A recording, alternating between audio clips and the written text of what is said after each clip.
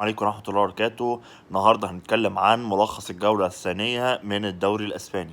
الجولة اللي قدر فيها ريال مدريد يفوز قدام بلد الوليد على ملعبه سانتياغو برنابيو 3-0 في ماتش. لو انت كنت اتفرجت عليه وسمعت النتيجة 3-0 كنت توقعت ان المباراة كانت سهلة جدا على ريال مدريد، بس بالعكس المباراة كانت في قمة الصعوبة على ريال مدريد. وهنتكلم برضو عن برشلونة اللي قدر يفوز على اتلتيك بلباو على ملعبه لويس كومبانيوس 2-1، واللي جاب الجون اللي بتاع الفوز كان ليفاندوسكي اللي بيواصل تألقه تحت قيادة المدرب الألماني هانز فليك.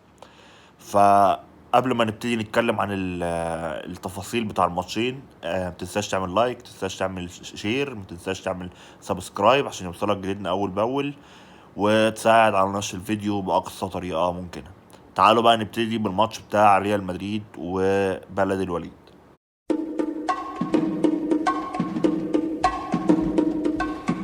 ريال مدريد بدأ اللقاء بنفس التشكيلة اللي لعب بيها المباراة اللي فاتت، مع تبديل وحيد وهو ان بيلينجهام طلع بره ودخل مكانه أردا جولر. بيلينجهام طبعا في الفرق ما بين الماتشين جات له إصابة هيغيب عنها غالبا لغاية بعد التوقف الدولي، فبالتالي كانت المشاركة لأنشيلوتي بأردا جولر.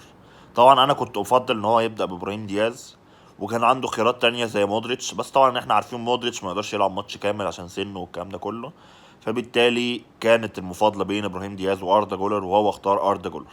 اختيار اردا جولر ممكن يكون ليه عدة اسباب. ممكن يكون بسبب تفضيل انشيلوتي لاردا جولر، ان هو حابب بعد ما شاف اردا جولر الموسم اللي فات في نهايته بيتألق، فهو حابب يديله وقت اكتر. وارد عشان هو كمان جه بصفقة تعتبر كانت منافسة ما بين برشلونة، عكس ابراهيم دياز اللي كان جاي اعارة من ميلان ومحدش كان عاوزه قبل ما يقدم موسم كويس جدا الموسم اللي فات. لكن قبل الموسم ما يبتدي محدش كان عاوزه، كان الكلام اللي هو طب ما تكمل في ميلان وخلاص. واحده من الاسباب برضو اللي ممكن تكون رجحت مشاركه اردا جولر، رغم ان انا شايف ان الاثنين اردا جولر او ابراهيم دياز الاثنين سواسيه في النقطه دي، ان هو كان عاوز يخلي حد بيلعب ناحيه اليمين هو اللي يشارك، على اساس ان هو يوزع اللعب شويه، ما يبقاش كله محذوف شمال زي الماتش اللي فات.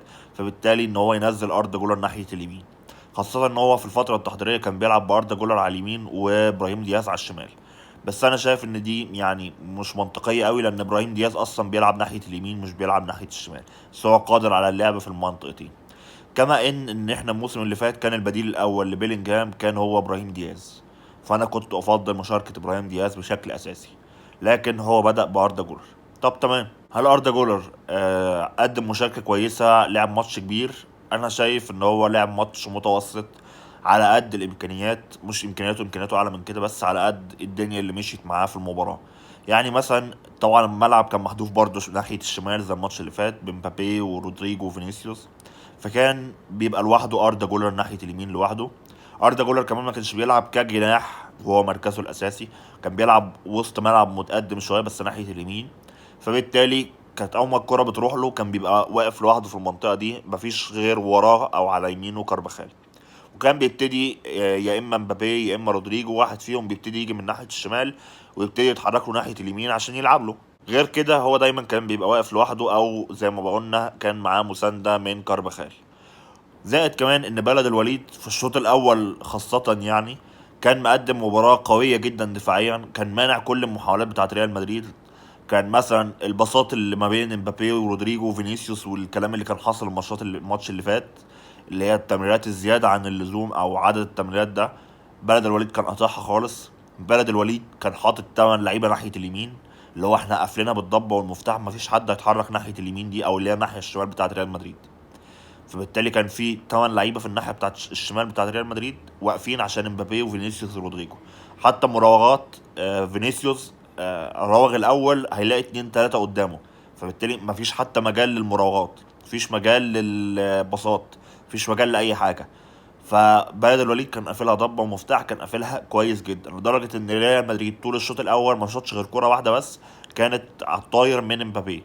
كانت كرة طويلة من روديجر من الدفاع، لعبها طويلة، فامبابي راحت له، هو ما استلمش، ما عملش اي حاجة، هو شاطها بس هو كان في اقصى الشمال، راح شايطها بشماله على الحارس. طبعا الزاوية كانت مغلقة، مفيش مجال او في امكانية اصلا ان الجون ده يجي، فكان صعب جدا ان الجون ده يتحسب او ان هو يخش يعني. دي كانت تسديدة ريال مدريد الوحيدة طول الشوط الأول.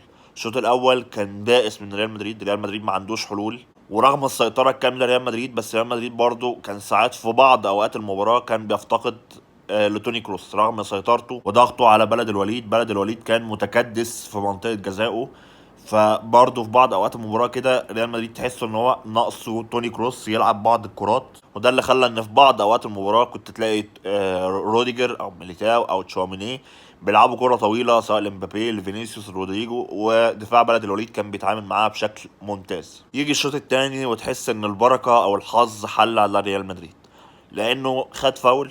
الفاول ده مفيش حد من اللعيبه الحاليه تقدر تقول ان هو لعيب بيشوط على المرمى من ضربات حره مباشره بشكل كويس، ولا مبابي ولا فينيسيوس ولا رودريجو ولا بيلينجهام حتى لو كان موجود، ولا اللعيبه دي كلها مفيش حد فيهم بيعرف يشوط ضربات حره مباشره كويس. فالقرار يجي ان فالفيردي هو اللي هيشوط. هيشوطها ايه؟ هيشوطها صاروخيه. فالفيردي ما بيشوطش غير صاروخيات.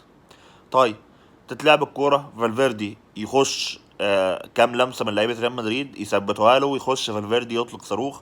الصاروخ ده لحسن حظ ريال مدريد ان هو بيخبط في لاعب من بلد الوليد. طبعا هي ما عملتش ديفليكشن كبير، ما غيرتش اتجاهها بشكل كبير، بس ساعدت ان الكوره تروح في اقصى الزاويه فالحارس ما يقدرش يطولها، فيبقى ريال مدريد سجل الهدف الاول عن طريق فالفيردي. انا شايف ان ده حظ، لان بلد الوليد ما كانش مستعد ان هو يطلع من مناطقه طول ما هو متعادل.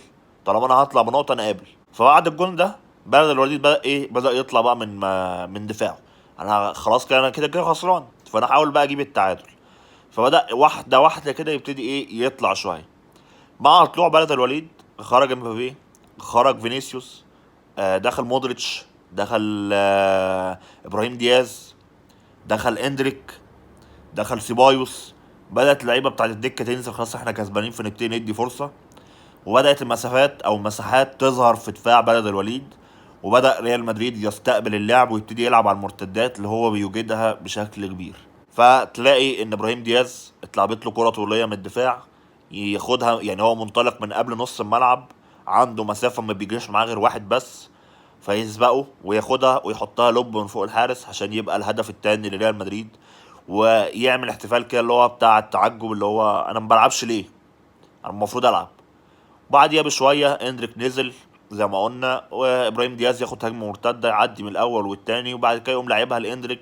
اندريك الصراحه تحسه كده اللي هو ايه، انا لسه بقى هرقص واعمل، هو استلمها وعدلها وراح مطلع صاروخ في الزاويه الضيقه، الحارس معرفش يتعامل معاها عشان يبقى الهدف الثالث، واندريك يحرز هدفه الاول مع ريال مدريد قبل مبابي كمان، عشان الماتش ينتهي 3-0 ريال مدريد في مباراه كانت صعبه. وقدر ريال مدريد ان هو يفوز على ارضه 3-0. اندريك جاب جونه الاول، ابراهيم دياز جاب جون وجاب اسيست، وبيقول لانشيلوتي انا اجهز من اردا جولر، اديني فرصتي، نزلني مكان بيلينغهام المصاب وخليني العب بشكل اساسي. طيب، نقطه وابتدي سطر جديد. ريال مدريد حاليا كل الفرق اللي لعبت قدامه سواء ريال مايوركا او بلد الوليد او هيبقى 70 او 75% حتى من فرق الدوري الاسباني كلها هتلعب بنفس الطريقه دي. انا مقفل على مناطقي، انا مش عاوز حاجه من الماتش غير نقطه تعادل، ولو قدرت اخطف جون ماشي، غير كده انا مش فارق معايا. فبالتالي فكره بقى ان انا قاعد عمال اباصي لغايه ما اوصل للجون او الكلام ده كله مش هيجيب معاك نتيجه. لازم يا انشيلوتي تبتدي تفكر في استراتيجيه او تكتيك جديد هتنتهجه في خلال المباريات القادمه يخليك تقدر تكسب او تفك الحصار اللي حاصل من الفرق اللي قدامك، سواء كان بتغيير طريقه اللعب من 4-3-3 ل 4-4-2 مثلا، سواء فلات او دايموند، سواء تغيير عناصر. ما انا مش هرمي كل اللعيبه ناحيه الشمال واقول هي متكتله ليه ناحيه الشمال. ما هو ده اللي حصل النهارده، بلد الوليد حط لك 8 ناحيه الشمال بتاعتك، فانت ما قدرتش تعمل اي حاجه، والناحيه اليمين واقفه عطلانه. فانت لازم يبقى حد بيلعب ناحيه اليمين عشان اللعب يبقى متوزع، يبقى فيه شويه على اليمين، شويه في الوسط، شويه في ناحيه الشمال، شويه في القلب، شويه بيلعبوا بره المنطقه. لازم تسديدات اكتر. احنا شفنا تسديدات من روديجر النهارده، تسديدات من فالفيردي، من ميليتاو، من شاوميني. كل دي تسديدات من بره بس كلها كانت في السما.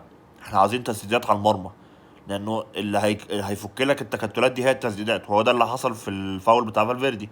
تسديده من خارج المنطقه خبطت في واحد ودخلت، هو ده اللي فكرك الماتش. غير لولا كده كان زمان الماتش فضل بائس ويائس زي الشوط الاول، وكان ممكن طلعت من الماتش 0-0 زي ما انت. بس كده، تعالى نبتدي نخش على الماتش بتاع برشلونة ونشوف برشلونة عملت ايه قدام اتلتيك بلباو. يلا بينا.